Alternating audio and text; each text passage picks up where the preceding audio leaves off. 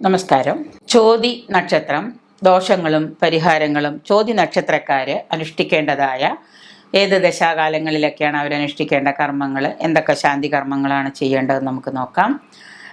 ചോതി നക്ഷത്രക്കാർക്ക് ആദിത്യദശ, കേതുർദശ, ശനിദശ, ഇത് മൂന്നും, അതായത് ആദിത്യൻ, ശനി, കേതു, ഈ 3 ദശാകാലങ്ങളും ചോതി നക്ഷത്രക്കാർക്ക് വളരെ ദോഷപ്രദമായ ഒരു കാലഘട്ടം തന്നെയാണ്.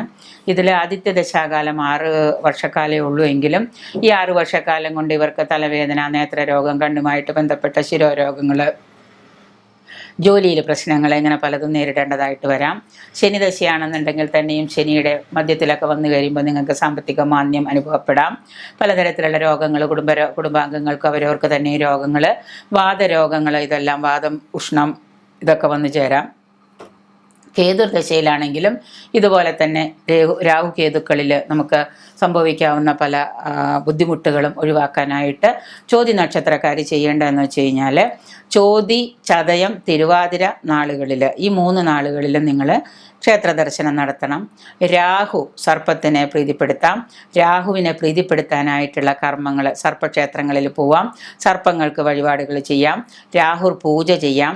വീട്ടിലൊക്കെ സർപ്പക്കാവുകളുള്ളവരോ ചോതി നക്ഷത്രത്തിൽപ്പെട്ട ആളുകളുടെ വീട്ടിൽ സർപ്പക്കാവുകളോ സർപ്പങ്ങളെ വെച്ച് ആചരിക്കുന്നുണ്ടെങ്കിൽ നിങ്ങൾക്ക് ഈ പറയുന്ന 3 ദിവസങ്ങളിലും ചോതിയോ ചതയോ തിരുവാതിര നിങ്ങളുടെ പക്കപ്പിറന്നാളുകളിൽ അവർക്ക് വേണ്ട വഴിപാടുകൾ എന്തെങ്കിലുമൊക്കെ കൊടുക്കാൻ നിങ്ങൾക്ക് എപ്പോഴും സർപ്പങ്ങളുടെ ക്ഷേത്രത്തിൽ പോയി ഇന്നേ ദിവസം നിങ്ങളുടെ പക്കപ്പിറന്നാളുകളിൽ എന്തെങ്കിലും പ്രത്യേകമായ വഴിപാടുകളൊക്കെ ചെയ്യുന്നത് നിങ്ങളുടെ ഈ ദശാകാലത്തെ ദോഷങ്ങൾ മാറ്റാൻ നല്ലതാണ്. ചോതിയും വെള്ളിയാഴ്ചയും ദിവസവും ഒത്തുവരുന്ന ദിവസം, ചോതിയാണ് അന്ന് വെള്ളിയാഴ്ചയാണെന്ന് വിചാരിക്കുക. ഇനി അന്ന് നക്ഷത്രം ചോതി വന്നില്ല എങ്കിൽ തന്നെ എല്ലാ വെള്ളിയാഴ്ച ദിവസങ്ങളിലും ചേരുന്ന ദിവസം നിങ്ങൾക്ക് ലക്ഷ്മി പൂജ ചെയ്യാം, നല്ലതാണ്. ലക്ഷ്മി പൂജ ചെയ്യുന്നത് നല്ലതാണ്. കൂടുതലായിട്ട് രാശ്യാധിപനായ, അതായത് ചോതി നക്ഷത്രക്കാരുടെ രാശ്യാധിപനായ ശുക്രനെ നിങ്ങൾ പ്രീതിപ്പെടുത്തുന്നത് നല്ല ഒരു കർമ്മം തന്നെയാണ്. ശുക്രനെ പ്രീതിപ്പെടുത്താനായിട്ട് വെള്ളിയാഴ്ച ദിവസം ദുർഗാക്ഷേത്രത്തിൽ പോവുക, വെളുത്ത വസ്തുക്കൾ ദാനം ചെയ്യുക, വെളുത്ത വസ്ത്രം ധരിക്കുക, ഇതൊക്കെ നിങ്ങൾ ചെയ്യുന്നത് ചോതി നക്ഷത്രക്കാർക്ക് വളരെ ഉത്തമം തന്നെയാണ്. ശുക്രനെ പ്രീതിപ്പെടുത്തുന്ന കർമ്മങ്ങൾ ചെയ്യുക.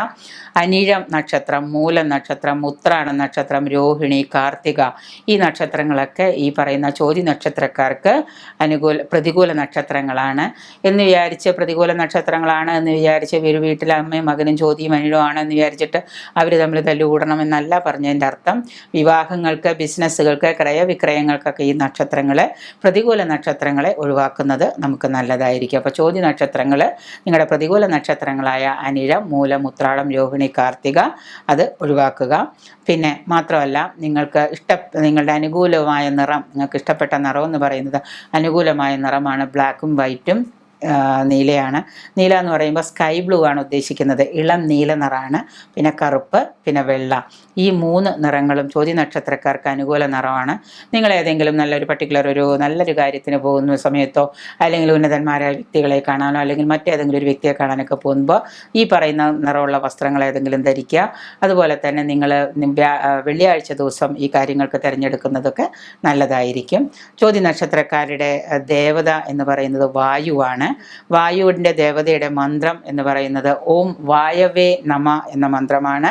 ചോതി നക്ഷത്രക്കാർ എല്ലാ ദിവസവും നിത്യം ജപിക്കേണ്ടത് ഓം വായവേ നമ എന്ന മന്ത്രം. നിങ്ങൾക്കൊന്നും തന്നെ ചെയ്യാനോ ജപിക്കാനോ പറ്റുന്നില്ലെങ്കിലും ഈ ഒരു പർട്ടിക്കുലർ മന്ത്രം, ഈ വായവേ നമ എന്ന പർട്ടിക്കുലർ മന്ത്രം എല്ലാ ദിവസവും ഒരു നിശ്ചിത എണ്ണം നിങ്ങൾ ചാൻഡ് ചെയ്യുന്നത് നന്നായിരിക്കും. നിങ്ങളുടെ ദോഷഫലങ്ങൾ കുറഞ്ഞിരിക്കാൻ നല്ലതായിരിക്കും.